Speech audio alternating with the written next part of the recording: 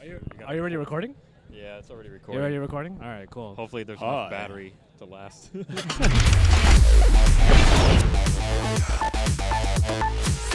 All right, well, it's Joshua Vergara from Android Authority. What's going on, everybody? And I'm here with Lanh and Kris Carlin, of course. The three of us are here at Google I.O., and we all just got out of right behind us over here in the Hydra stage. Yes, that's an unfortunate name for a stage, but the Hydra stage, we watched the Project Tango session. What's new in Project Tango? Now, hopefully you guys can hear us just fine. The wind is blowing a little bit, and behind the camera is Android Pro Audio playing some in just terrible dubstep right now. I'm losing my mind right now. I'm just saying. But anyway, I want to dance. I wanted to just go ahead and just jump into it. Like, Tango is essentially 2 years ago. If I'm fortunate enough to find and download the clip, you'll probably seeing some footage of a Project Tango demo I did 2 years ago, where they used with the same device, the tablet that had all of the different sensors, and you used it in order to kill zombies from a gunship, a zombie gunship, and there are no buttons. You just move around with the tablet, and that's how you kill all of the zombies. So that was the first taste of Tango I ever had. And what I didn't realize, and I guess we can make the discussion a bit a part of this, is that Project Tango back then was essentially, I'm realizing, the foundation for what we're going to see in AR and VR. Yeah. I don't know how you guys felt about, what did you guys think of the session that we were in with Project Tango? I thought it was pretty awesome, to be honest, because I've only seen one other Project Tango demo before, and it wasn't super impressive. They didn't show too much. And I really enjoyed this one because they showed not only practical uses, like being able to place furniture in your home to see if it fits or see how it looks, but they also showed a lot of the fun stuff that you can do, like the whole thing with the dinosaurs that they had there and the shooting game that they showed. So all of that was really cool.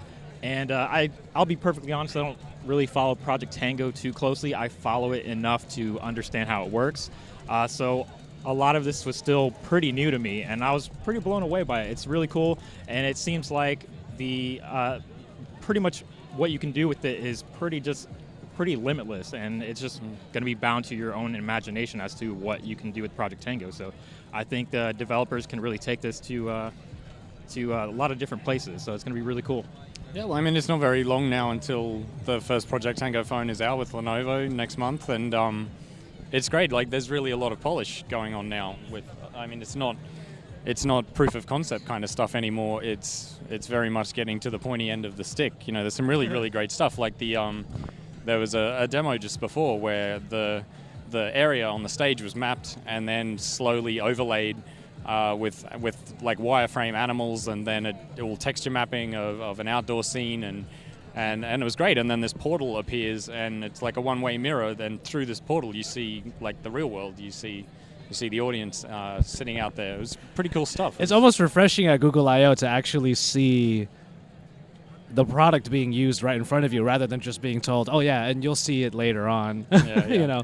And to all of our viewers and our listeners and our readers and whatnot, if you don't really know what Project Tango is, we've done a lot of coverage on it. But just to give a quick synopsis here, Project Tango is depth and camera and spatial recognition. Now, products are going to be coming out with all of the different sensors, including a depth sensor, a field sensor, the camera will be used, and all of them are used in conjunction to give you basically the easiest way of scanning what is around you. And that could have a lot of different applications. Like they said already, there were a couple applications where you could use tools in order to virtualize different parts of the world so that you can see and visualize what it is that you want to create in that world, AR style, augmented reality style. But there's also spatial learning as well. So Tango devices will learn the spaces that you take them through. So the more you take your device around the world, the more it understands the spaces that you go to. So it can actually lead you through supermarkets, and it can map, you know, the interior of your home and things like that. It's really getting kind of cool, I have to say. And for gaming, it has a VR component to it also. You're not necessarily putting on a headset for it, but the tablet will know where it is. So like that one demo where you put it on a gun and you could actually go around. That's exactly what you do in a VR headset, except you don't need a VR headset. Yeah.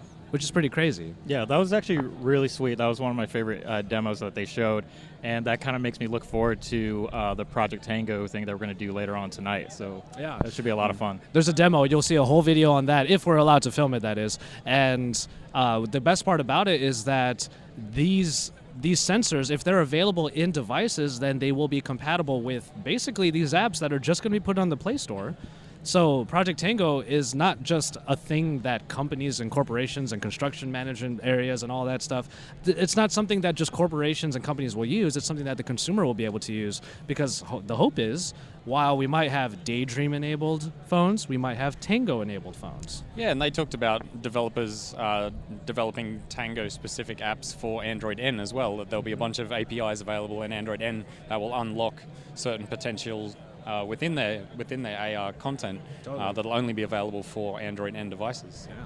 So we wanted to make sure to give you guys just a brief glimpse. I have a bunch of clips that you've probably already been seeing inside of the session there. But the other thing we wanted to say is that they even said it during the session, is that they've had this tablet on the Google Play Store that is Project Tango enabled. It's odd price of $502. It's a little bit odd, but an actual phone with all of these sensors will be coming out, a much smaller mobile device, and we're not going to be able to see it, but I will be able to see it. We're not seeing it here at Google I/O because it'll be at Lenovo Tech World, and that's going to be very soon, on which myself and John Velasco were going to be going to. Mm-hmm.